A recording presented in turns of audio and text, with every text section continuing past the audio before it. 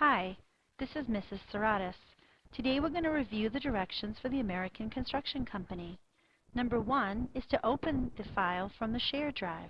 When you do that, you should notice these number symbols, and some kids get a little freaked out when they see this. All it means is that there are numbers in these cells, but you cannot see the numbers because the columns are not wide enough. We're going to be dealing with that in a little bit.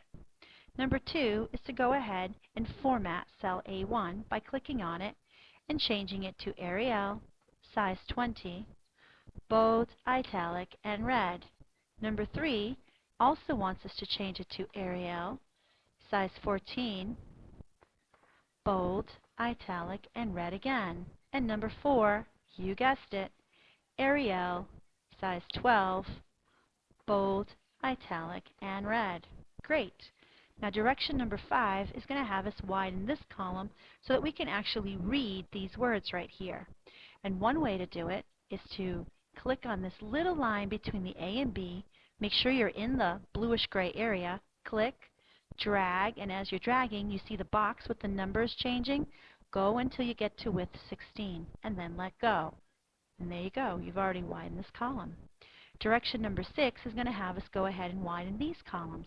Now you could very easily go ahead and widen each one of them separately, or what number 6 is going to do is show you that you can actually widen all these columns at the same time.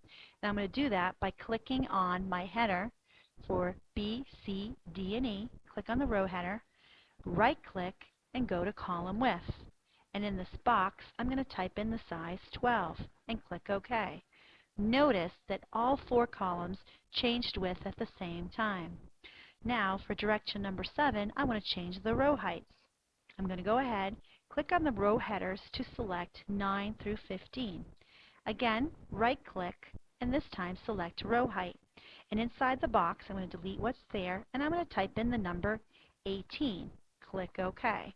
And you should notice that these rows here are a little bit higher, taller than these rows over here. Number 8 is going to show us how to hide. Sometimes when you're creating a spreadsheet, you need to hide some of the information. And for this particular assignment, we want to hide columns D and E. And the way we're going to do that is we're going to select columns D and E, right click, and what do you think we're going to click on?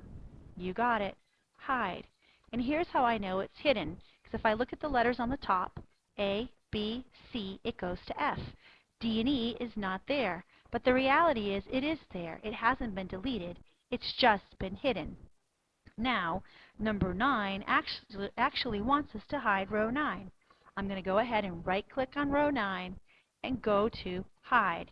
And again, I can see my numbers 7, 8, 10. Row 9 has just been hidden. Number 10 is asking you to save your work, and then number 11 wants you to print out your work. And yes, at this point, your file should look like this, and I do want you to go ahead and print it. So pause this video while you get caught up. Welcome back. Now we're going to start with number 12. Number 12 is going to have us unhide the columns that we just hid. To do that, we're going to select C and F. And the reason why we're selecting those 2 columns is because the hidden columns are in between.